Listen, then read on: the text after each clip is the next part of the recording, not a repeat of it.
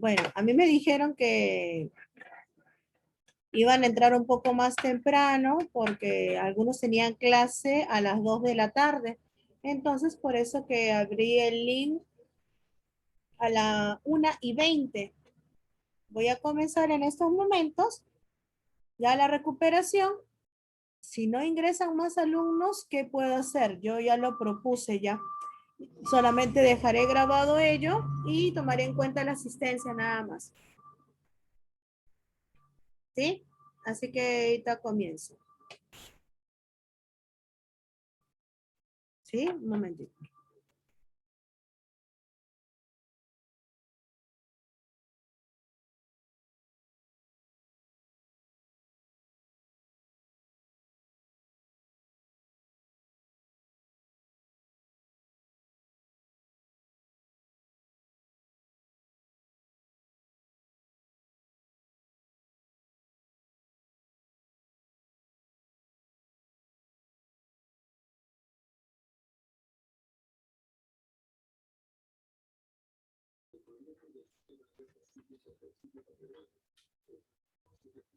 Muy bien. Entonces, aquí comenzando, te ponen una plantita y te ponen una planta, ¿ya? De té. Y el té, te ponen aquí que es una de las infusiones más consumidas en todo el mundo, ¿ya? Sobre todo, ya, que vemos que le hacen una comparación con el café, o sea que está por delante del café, que también es muy consumido. Vemos que si trabajamos con una de estas plantas, por ejemplo la del té, le ponemos que está dentro del reino Plantae, que es un organismo llamado planta, y que las características de una planta es que es eucariota, es autótrofo y es pluricelular. ¿Sí? Ahora vamos a ver la definición. ¿Ya? En la definición tenemos lo siguiente. Tenemos que, cuando hablamos de reino plantae, es una disciplina o una rama de la botánica en la cual se va a estudiar los vegetales y vamos a tener en cuenta su anatomía, o sea, su estructura, y su fisiología, o sea, su función. Nosotros tenemos tejidos. Los tejidos los habíamos visto desde las primeras clases, ¿ya? ¿Y qué cosa era un tejido? Un tejido era un conjunto de células, ¿ya? Los cuales presentan el mismo origen, la misma organización, ¿ya? Y están diseñados para cumplir una función específica. Por ejemplo, tenemos células que forman los músculos, tenemos células que forman la piel, ¿no? Las células sanguíneas, y cada uno tiene una forma diferente y una función diferente.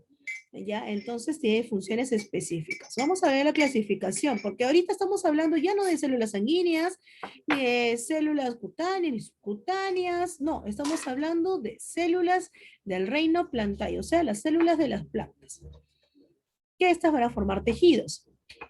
Así tenemos, ¿ya? Así tenemos lo siguiente, que los tejidos se pueden clasificar, pero se pueden clasificar de acuerdo a qué? De acuerdo a la capacidad que estos tienen de reproducción y el grado en que se diferencian.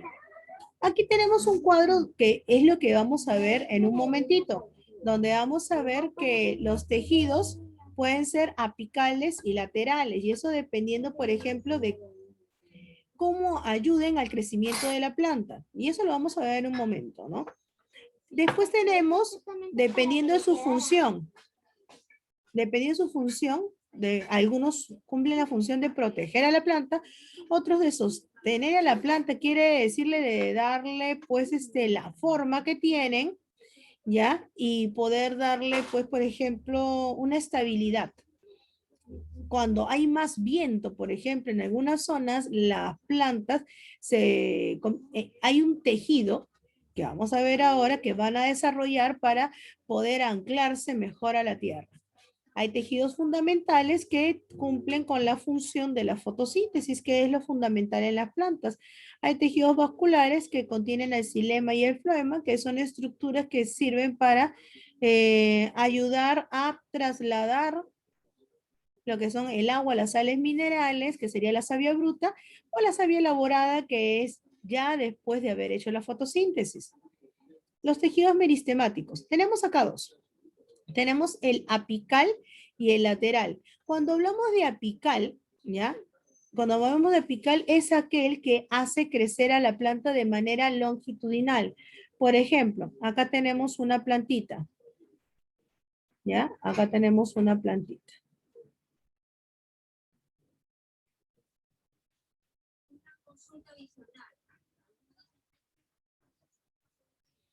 Esta plantita, ¿ya? Por ejemplo, tiene, ¿qué cosa? Tiene raíces. Estas raíces va, y acá tiene un cono, ¿no? Llamado el cono vegetativo de la raíz.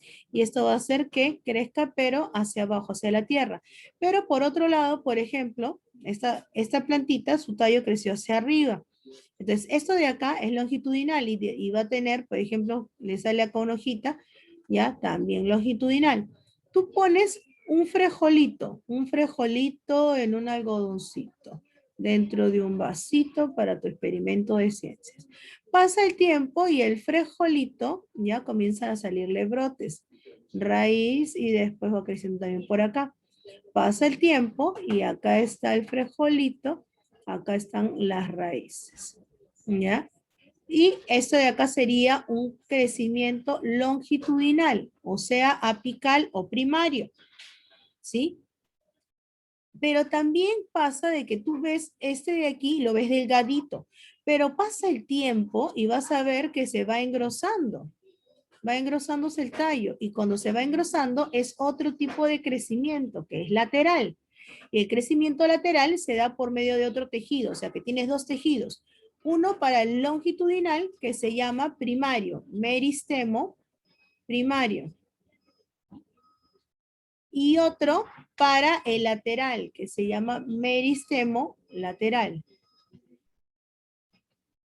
¿Ya? Entonces, o secundario, tenemos a esos dos.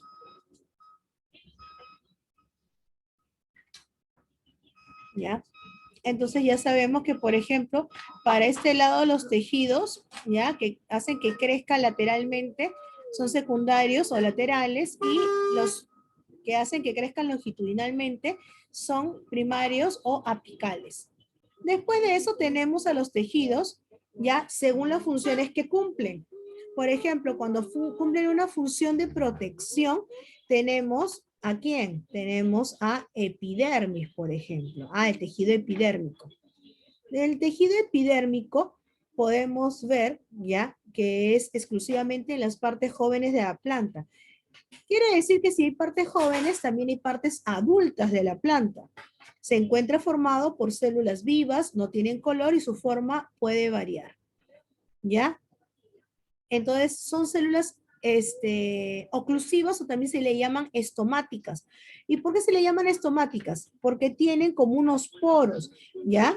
Y ese poro le permite, ¿qué cosa? El intercambio de gases y la expulsión del agua. ¿Ya? Eso es la epidérmica, pero tiene un tejido también suberoso. Y el tejido suberoso no tiene estos estomas. Y como no tiene estos estomas, ¿qué cosa va a hacer? Se va a restringir el intercambio de gases, ¿ya? Y también se va a evitar la pérdida de agua. Entonces, ¿qué pasa acá? El tejido, ya vamos a ponerlo por acá, ¿ya? El tejido que da protección se divide en dos, epidérmico y suberoso. El tejido epidérmico, ¿ya? ¿Qué cosa? Hay intercambio gaseoso y hay salida de agua. Sí hay, ¿ya? En cambio, en el suberoso no hay intercambio gaseoso y no hay salida de agua, ¿ya? En el tejido epidérmico tiene estomas, él tiene estomas. En el tejido suberoso no tiene estomas, no tiene estomas. ¿Ya? En lugar de estomas tiene una estructura llamada lenticelas.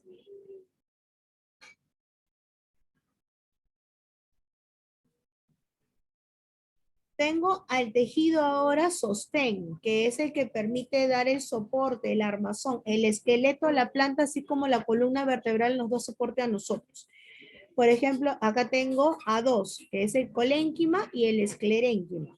Vamos a ver el colénquima. El colénquima, ¿qué cosa es? Es responsable ¿de qué? Es responsable de brindar soporte a los tallos jóvenes. Entonces, él es para los tallos jóvenes y él será para, ¿qué cosa? La parte adulta de la planta, la parte no flexible, la parte permanente, ¿ya? Cuando digo joven, esa parte, es esta parte de la planta que puede ir cambiando, que se puede ir renovando, la parte joven. La parte adulta es esta parte permanente que va a estar desde el principio de la planta hasta el final de su vida útil de la planta. Tenemos el colénquima, tenemos el esclerénquima. Colénquima es los tallos jóvenes o herbáceos, ¿ya? Ahora, el incremento del colénquima es aparente respuesta a las condiciones ambientales. Quiere decir que cuanto más ya se incrementa el tejido colénquima, es para darle mayor resistencia a la planta y para sobreponerse a una condición adversa del tiempo, sobre todo de repente, a ver qué podemos decir, cuando hay vientos muy fuertes, ¿ya? Y esta planta se podría quebrar, le da mayor resistencia, ¿ya? Para no ser quebrada. Entonces tenemos colénquima y esclerénquima. ¿Y el esclerénquima para qué nos sirve? Está constituido primero por células muertas, para células secundarias. Ese tejido puede ser hallado en los tallos, ¿ya? Tipo tronco, en la envoltura de los frutos, ¿ya? Entonces la envoltura de los frutos como de las pecanas, como de las castañas, ese tejido, ¿ya? Es tejido formado por células muertas y es un tejido más duro, ¿ya? Y que sirve para envolver, por ejemplo, también las semillas de la aceituna. Tenemos ahora aquí tejidos fundamentales. En los tejidos fundamentales, como te había dicho hace un momento, ¿ya? Los tejidos fundamentales tienen relación con la fotosíntesis, ¿ya? Quiere decir que vamos a ver que dentro del tejido fundamental, por ejemplo, tenemos ¿ya? La parénquima clorofiliana. Y la parénquima clorofiliana presenta células que tienen cloroplastos y los cloroplastos tienen clorofila. Y la clorofila es el pigmento verde que hace que la planta pueda hacer la fotosíntesis. O sea, que ayuda a el proceso de fotosíntesis por medio del cual la planta se nutre. No solamente hay una parénquima clorofiliana que contiene este tinte que permite que la planta pueda nutrirse, sino también tiene otro llamado parénquima de reserva o reservante. ¿Y este sirve para qué? Este almacena almidón, almacena agua y almacena gases. Tenemos ahí plantas suculentas, plantas acuáticas. Dependiendo qué almacena, si almacena almidón, tenemos a la papa y el maíz. Si almacena agua, tenemos a las plantas suculentas. Y si almacena gases, tenemos a las plantas acuáticas que suelen estar flotando. ¿Por qué? Porque tienen cantidad de ¿qué? De gases. Ahora tenemos tejidos vasculares. Los tejidos vasculares son los que necesita la planta para poder hacer subir, ¿qué cosa? El agua y las sales, que se llama savia bruta. Y cuando estos están en contacto con la luz del sol, con los gases, todo, y se forma ya el nutriente de la planta, se convierte de savia bruta a savia elaborada. Es como si tú fueses al mercado y compraras de repente papas, cebolla, tomate, carne, ya, entre otras cosas para hacer tu lomo saltado. Todas esas cosas que estás comprando sería ¿qué?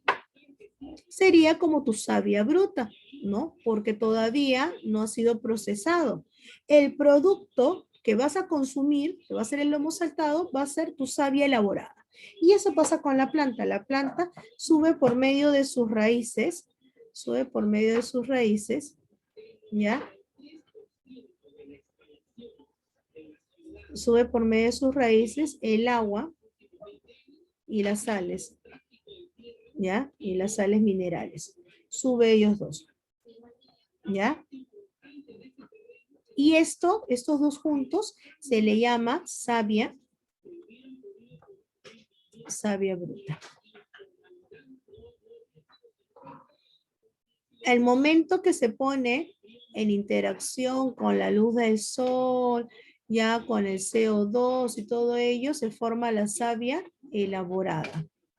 Y eso va a pasar por otro conducto y va a pasar por toda la planta, por ejemplo, por aquí, ¿ya? Entonces la savia elaborada.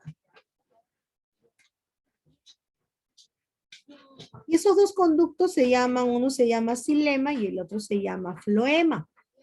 Entonces vamos a ver de qué se encarga cada uno.